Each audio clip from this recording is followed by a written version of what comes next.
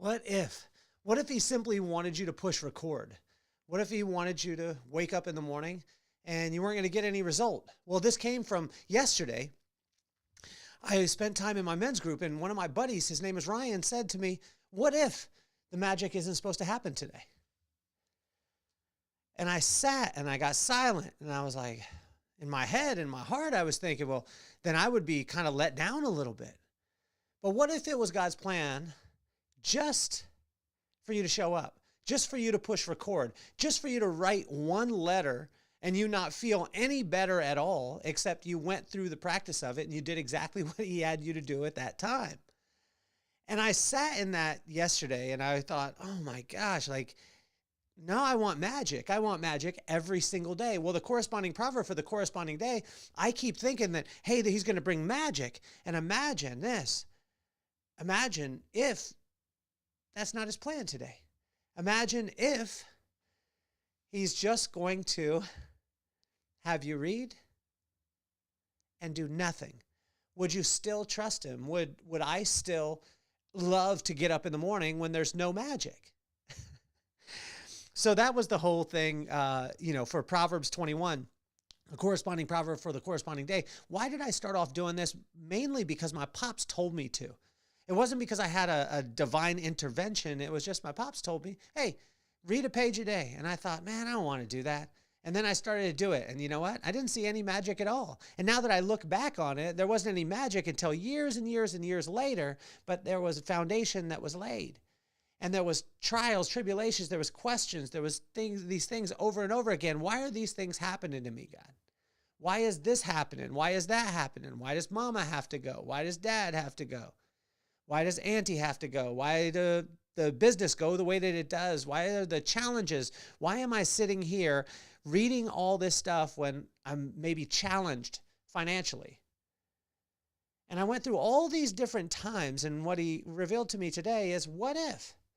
What if it was just to be able to have a relationship with me? Would that be enough?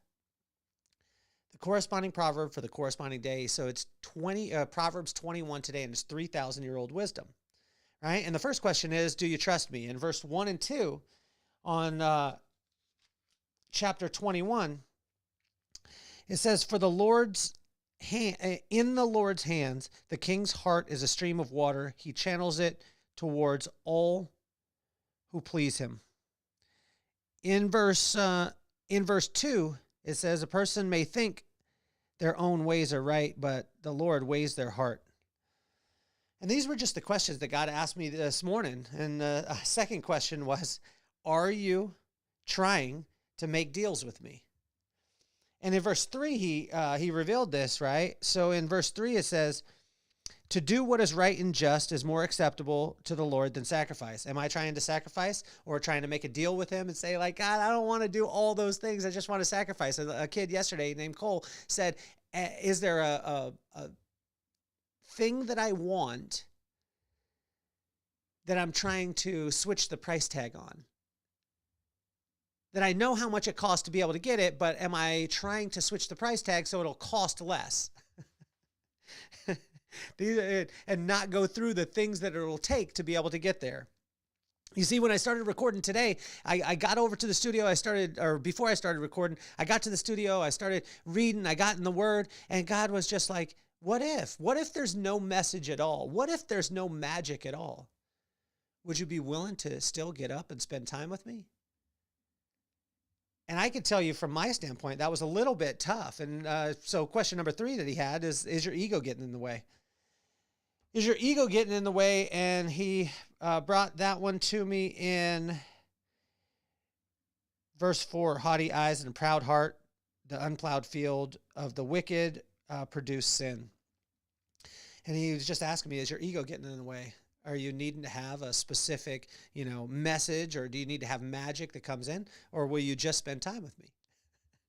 Imagine on the flip side of it, for me, the people in my life, imagine if I think that every single moment is going to be magic, then I add this expectation to it as opposed to walking in with expectancy. See, expectation says, I got to get this thing. Expectancy says, I know I'm going to get it. I just don't know when. Question number 4 that he asked me is, are you working your land? And this one's a hard one for me because there's so many times where I see shiny things, and it's in verse 5-7, the plans of the diligent lead to profit, as surely as haste leads to poverty. A fortune made by a lying tongue is a fleeting vapor and a deadly snare. The violence of the wicked will drag them away, for they refuse to do what is right. What is right? I don't know what's right except spending time with God and just saying, hey, what do you need me to do right now?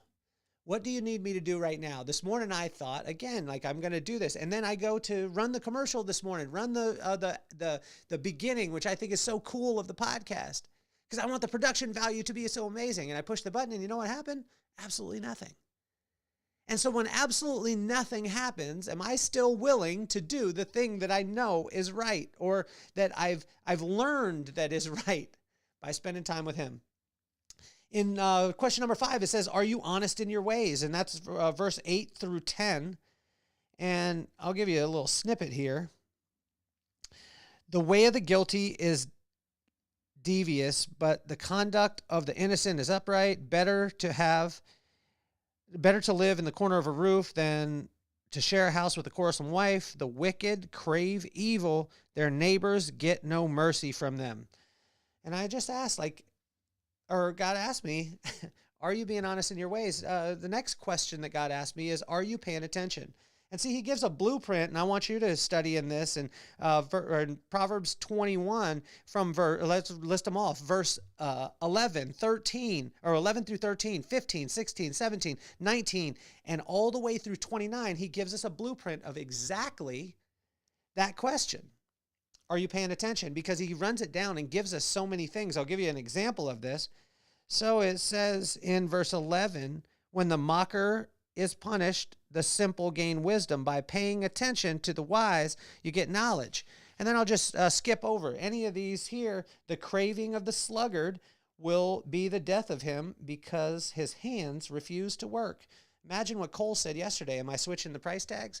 Am I wanting something and then not willing to do the work that it takes to be able to get there? Do I want to get the spoils without the actual work? And these are questions that I had to ask myself. And the next one is, the next question that he asked me was, do you realize how simple it is? And God was saying to me, he said, do you realize, son, how simple it is to be able to follow me? And do you realize how simple it is to be able to gain wisdom? Because gaining wisdom is simply the fear of the Lord. And so in Proverbs 21, verse 30, he said, do you realize, son, how simple it is? Not easy, but simple. And here it is. There is no wisdom, no insight, no plan that can succeed against the Lord. So if no one can succeed against the Lord, then imagine being on his team and just having him on your team and just spending time. And that's all he wants to do, is he just wants our attention. And then finally, the last question that he asked me in verse 31 was, are you willing? The horse is made ready for the day of battle, but the victory rests in the Lord. Am I willing to rest in the Lord? Am I willing to wake up, do this thing, even if I get absolutely no result, but it's the right thing? The question that was asked a couple of days ago was, is it right or is it profitable? And imagine this, if you got to a point where you asked yourself, am I willing? What if there's no magic? What if there's no end result? What if the fact that doing the right thing, which is spending time with God, is the magic itself? Sometimes I don't like these questions. Sometimes I don't like what he says to me. But you know what? I absolutely love him. I love his love. And I can guarantee you, after 30 years of study on the corresponding proverb for the corresponding day, this 3,000-year-old wisdom will apply in every area of your life.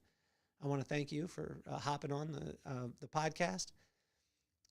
Corresponding proverb, corresponding day, 3,000-year-old wisdom that's applicable today in your leadership, your business, and your systems. Make sure you subscribe, click the links, comment, do it on Spotify, do it here, comment, put a prayer request, whatever it is.